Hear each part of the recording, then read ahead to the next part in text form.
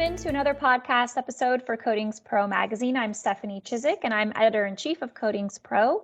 Today we have with us Henry Staggs. He's roofing consultant with Preferred Roof Consultants of Arizona and also the founder of the School of Roofing. Henry started in the roofing industry in the 1980s and has been working toward educating people coming into the roofing industry. Henry, thank you so much for joining us today. Well, thank you.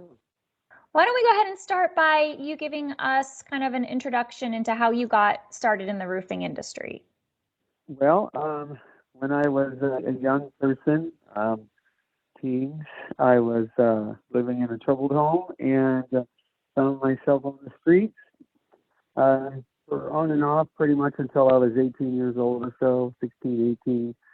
Sometimes I had a place to live, sometimes I didn't. And it was a pretty rough existence until I met some folks who introduced me to roofing, specifically hand nailing 3-tab shingles. So for the old guys out there, they know what I'm saying. I wore my nails around my neck, so the really old guys don't understand that. But that work earned me enough money, brought me up out of that mess I was in, and by the time I was in my early 20s, I had a roofing company. I was making decent money, owned several houses, had a bunch of people working for me. It was pretty amazing. It was pretty amazing to me that a guy living the way I was living at the time could step into an industry like that and get that far so quickly. Yeah, and kind of hit the ground running. It sounds like you were able to really kind of dive in deep. That's amazing. I had to. So what is the roofing school? I think that's the thing that we kind of want to focus on today because it seems like such an interesting angle to what everyone might be thinking about as far as roofing goes. And, tell us what the roofing school is and how it started. Well, a couple of neat little factoids real quick. Roofing is number one in people falling and getting hurt or killed, which sucks. Mm-hmm. Roofing is number one at being sued. A roofing comes up most often in all those punch lists various people put together. So it's been pretty obvious to me for a long time that we got some work to do in our industry. Otherwise, we wouldn't be at the top of those lists. We account for 5 or less % of the total building budget, but we're sued more than any other tradesperson. That definitely tells me there's something going on. So initially, I had started just doing some classes for contractors, like business and construction law and things like that, to help out the folks that were bidding on the project I was a consultant for. And then we started doing a few little things here and there for trade people. I got connected with the guys down there at Eagle Roofing Products. They want to start recruiting from the high schools. They've got a nice program put together, and so we put our heads together and came up with a concept of School of Roofing to teach, the roofing profession, as a craft, rather than, you come off the street and you sink or swim kind of way of doing things. We've done a whole bunch of demonstrations and presentations down here at East Valley Institute of Technology. We're going to start doing some of our own classes real soon at the Eagle plant here in Phoenix, Arizona.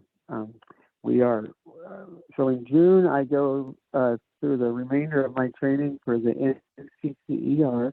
That's the National Center of Construction Education and Research. They are a subdivision of Pearson Publishing, and they produce textbooks for schools, including trade schools. And so the NRCA, National Roofing Contract Association, and NCCR are collaborating together right now, drafting a roofing 101 program intended for trade schools, which is exactly the kind of program that we want to do.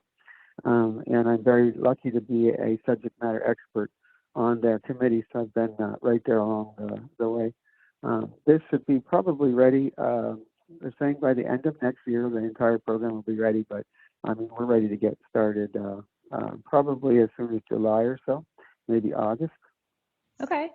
Would you say so as far as the goals go for the school, you mentioned a couple of things. I'm wondering, is the main goal to raise the skills, or is it more like the physical sort of how to do roofing better and more safely? Or is it, do you think, more about the soft skills as far as, the business sort of aspect, or maybe it's both?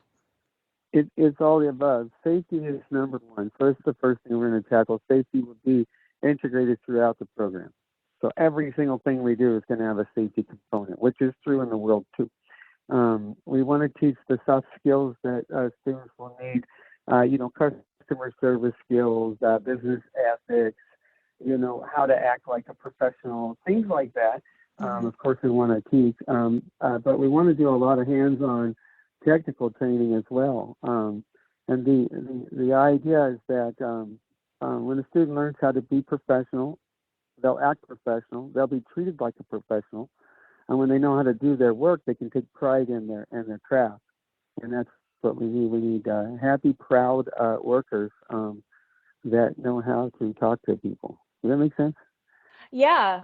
And I think, that definitely I could see have benefits for the individual, like the contracting companies and the crew workers themselves. But do you also see that it could affect the roofing industry as a whole? Yeah, absolutely. If we get our safety together, we're not going to be on top of that list anymore. Mm-hmm. If we stop falling and stop getting hurt on these roofs, I mean, we're roofers. We're the last people who should fall. We should know more about staying on top of things than anybody else, and yet we're on top of that list. So that's the first thing. The other thing will change is all the lawsuits. So if right now, I say it's so embarrassing for me, but there's a lot of substandard work in our industry right now, which is why I'm so busy as a consultant. And always, all I do all day is go find things that people did wrong, and I see a consistency in the errors. These are things that have been taught by other guys that taught another guy that taught another guy, and now there's a handful, depending on the system. There's probably half a dozen or so mistakes that everybody seems to be making, but that's because there's no real formal training. If they came into the industry already having the basics, having an understanding how to do detail work and installation and how systems work, they would be much better at the craft. And then our industry would no longer also be on the top of the list of getting sued for deficient work.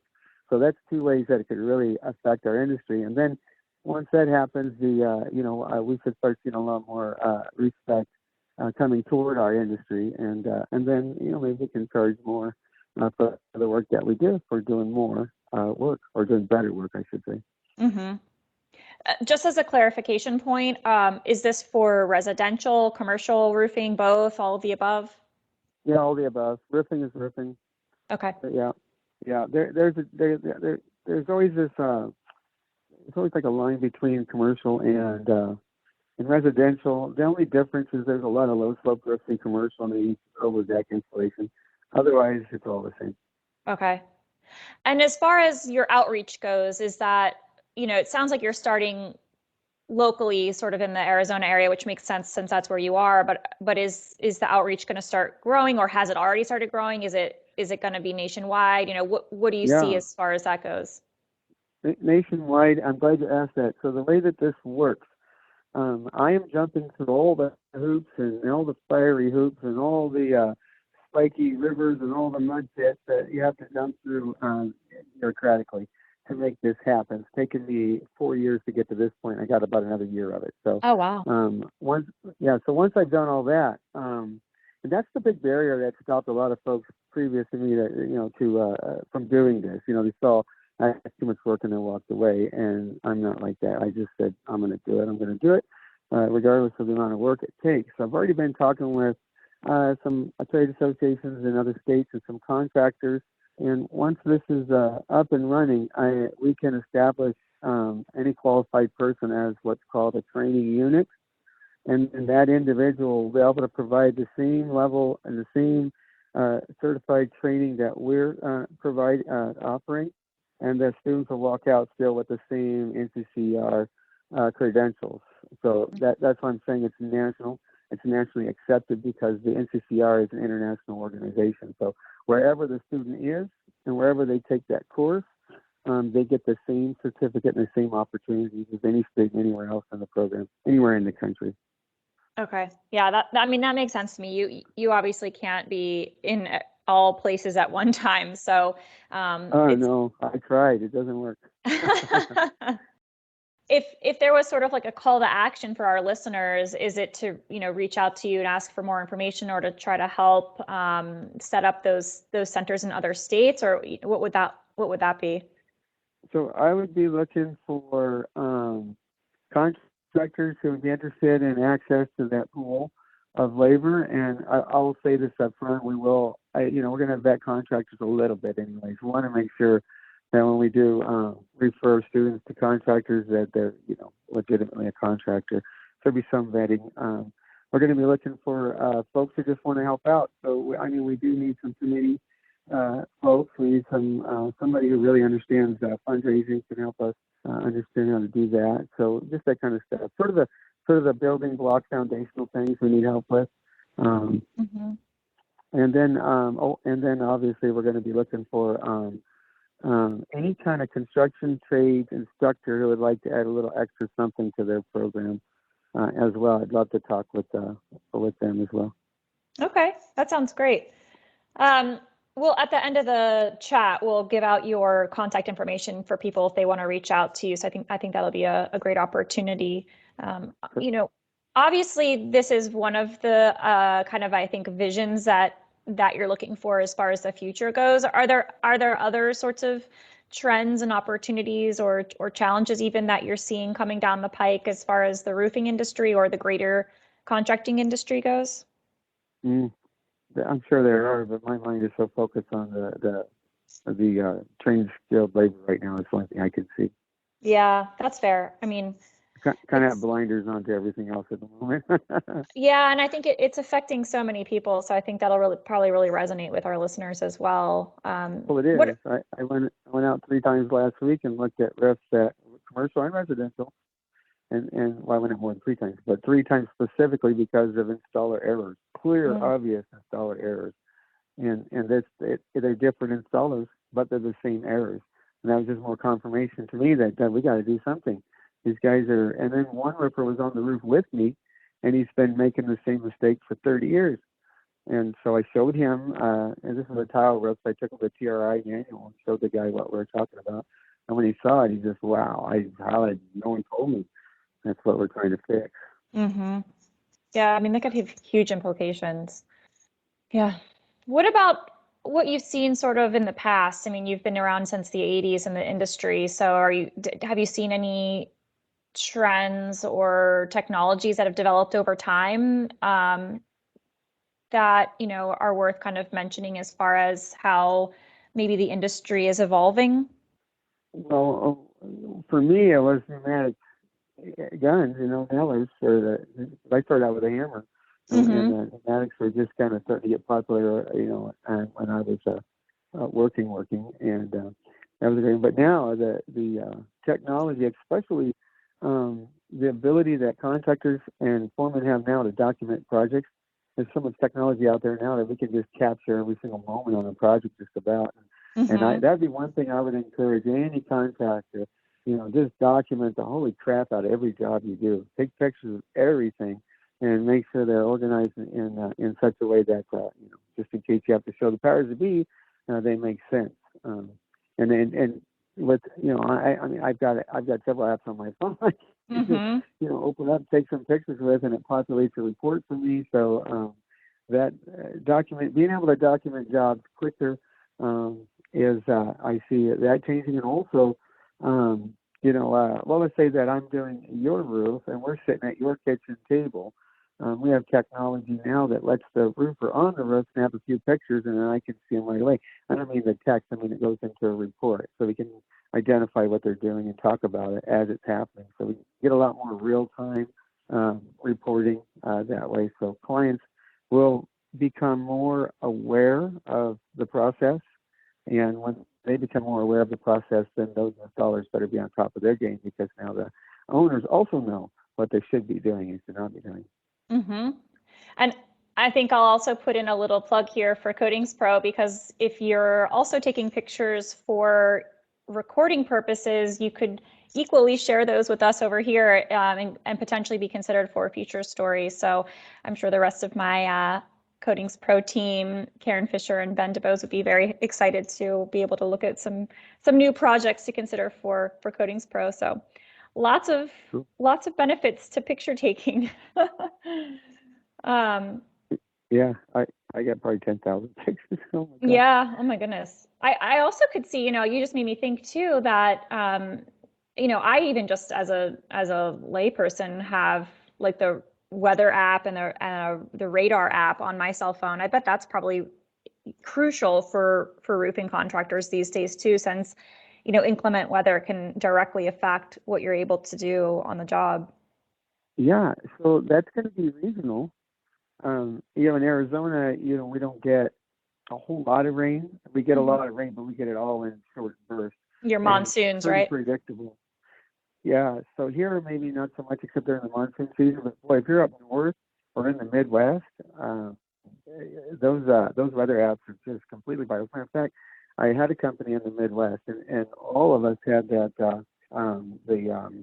what they call the NOAA radar system on our phones. And we were constantly monitoring any weather that was floating around anywhere near where we were working at. But in Arizona, they don't worry so much about that because it's not very often you get a surprise rainstorm here. So, yeah. Very predictable. Yeah, that's interesting you brought that up because I hadn't thought about that being a regional thing too, but it sure is, yeah. Yeah. And installation methods are also regional. So the way that we install something here is going to be different than in New York, for example. The type of material that we use a lot of polyurethane foam here in Arizona. The farther north you go, the less of that you'll see because the environmental conditions just don't allow for enough days to really get it done. Down here, you can spray foam every day almost. Right. And then you think about like Florida, where they probably need roofing materials because it rains, different roofing materials because it rains so frequently there, as opposed to Arizona, Yeah, exactly. And the high winds too.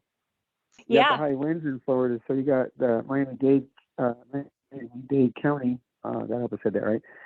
They got some of the strictest codes in the nation. So a lot of roofers will brag that they do work according to those codes because they are so stringent.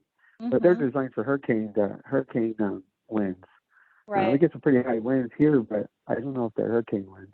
Right. They get pretty tough. We get some microbursts that can do some pretty serious damage, but honestly, these microbursts are going to do the damage whether it's done right or not. Yeah. they're just mean, Yes. All right. Awesome. Well, I think it may be time for our quick rapid fire round. This is just the kind of a little get to know Henry Staggs part of the podcast. So, off the top of your head, who would you say is your hero or mentor? My hero is my great grandfather, Clarence Henry Depew. He's my namesake. He actually introduced me to construction and roofing. I asked him to, he introduced me to roofing, but he put me to work roofing when he found out I was doing it. So he died a long time ago, but there's not a day that goes by that I don't think of him or hear his voice in my head. He used to always say, a job worth doing is a job worth doing well. And then the other thing he always used to say is, what's wrong with you? Oh, that's funny. That's a good one. And it turned into the family business. Who knew? Yeah. Well, I did. That's funny you say that because everybody in my family is in construction in one way or another. Most of them are superintendents and foremen now because we're all getting old. But but when we were young, we would. I just know that now that when I was young and I didn't have something else to do, I could just call one of my cousins or something and see what they were doing. Go work on their crew for a few days, and likewise they did the same for me. So I forgot about that. You just reminded me. Oh, good. Yeah, I mean, I would imagine that they call skilled labor, but the skill part is very important. If you have the skills, and you can probably use it in different ways and on different crews, like you're saying. A guy who is skilled in roofing and can demonstrate that can just about write his own paycheck right now. That makes sense. Yeah. What is your biggest pet peeve? So it might sound funny, but when you go to a store or something and the guy behind the counter calls you boss or buddy or pal or something like that, Mm-hmm. that just gets under my skin, especially the word boss. Because I've been called boss a lot, but it's in the context of me being the boss on a project. Mm-hmm. But it just seems like, to me, it gets under my skin because it's way too casual for a Mm. stranger behind the cash register calling me pal or buddy. My friends do that. And I don't know this person. Are they talking to me like we're so? And I know they don't mean anything by it, so I never say anything. But I always walk out there going, "Oh God, don't call me pal. I'm not your Yeah. buddy. I sure don't want to be your boss." In Baltimore, they say hun. They call everyone hun. So, same Yeah, idea. hon, Yeah, how you or doing, hun? sweetie, Mm-hmm. sweetie. Or buddy, sweetie and Mm-hmm. buddy. I find pretty. And it's hard for me because I know they don't mean it, but it sounds so patronizing. Mm-hmm. I know what you mean. Yeah, that's an interesting pet peeve. All right, last Yeah. rapid fire. If you could be any place in the world right now, where would you choose to be? Um, I would be sitting in my grandmother's living room watching TV with her. That's where I'd be. She's Oh, 85 years old, so we don't know how many days she's gonna have left. She's over in Kansas, so I see her. I haven't seen her in a couple of years, and my grandma's awesome, so we mm. try to go visit her. She's a little wild. She says things she shouldn't say. She's very inappropriate. I love hanging out with her, especially if we go out in public. And yeah. She said, after 80, I decided I don't need to care what I say anymore. She's a wild child. I love that. Oh yeah, yeah. That would be the great grandfather's daughter. So the daughter of the man that I admire the most. Um, Oh, okay. Apple doesn't fall yeah, far from that tree then. Sounds like that's awesome. yeah. Mm, great. Well, is there anything that I did not ask or that you wanted to mention about, the School of Roofing or your experiences or your family life for that matter that I didn't ask that you want to share? Well, I I want to well, let me say it this way. I am well, most roofers that I've met have maybe a high school education, some less.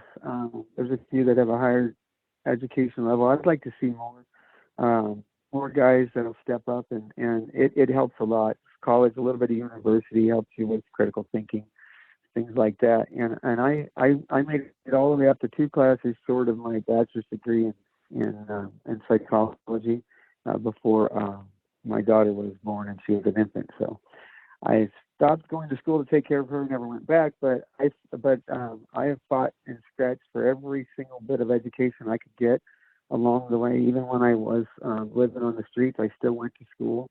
And then I put myself through college, and then I entered a program and became a hospital chaplain at Banner Desert in Mesa. Then I worked in Banner Estrella for a while, and through that program, I was able to get a whole bunch of my university classes knocked out. But I had to hang around the hospital and talk to dying people. Mm, Um, I did that for, and you know what, too?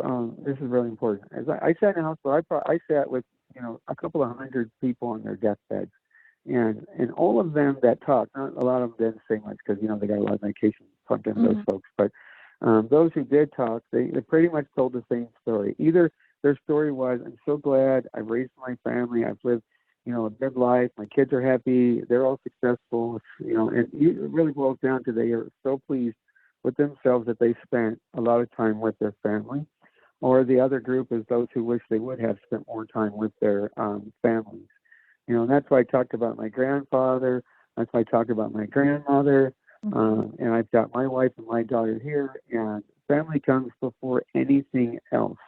And honing your skills, honing your craft, honing your trade is putting your family first because that's what feeds them and that's what feeds you, not just physically, but also intellectually. So that's what I would encourage anyone. If you don't have your high school diploma, go get it.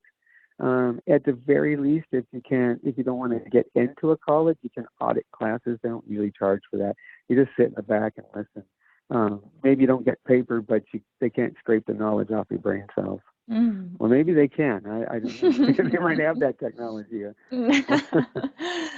Wow, what those are, yes, those are great takeaways. Thank you so much for sharing that with me and with our greater audience as well. So I really appreciate our time together today, Henry. Again, just for everyone listening, this is Henry Staggs. He is the roofing consultant with Preferred Roof Consultants of Arizona and also the founder of the School of Roofing. So if people do want to reach out to you to get more information about the School of Roofing or anything else that we mentioned today, how can they follow up with you, Henry? You can email me at theschoolofroofing@gmail.com, just like it sounds. Perfect. We'll put that in the show notes too for everyone who might be interested in following up. That's pretty straightforward. But again, thank you so much for taking the time to chat with me today. I really look forward to Thank hopefully you for meeting you calling in me. the future. Yeah. Absolutely. I'm here if you need me. All right. Perfect. Well, thanks. I'm Stephanie Chiswick, editor-in-chief of Coatings Pro magazine. And as always, happy coding. Calling all coatings contractors. We have a great resource for you. Coatings Pro magazine provides you with the latest news, trends, and technologies for your coating needs. And the best part, it's completely free to anyone who signs up. Simply visit coatingspromag.com/subscribe. Coatings Pro, know what the pros know.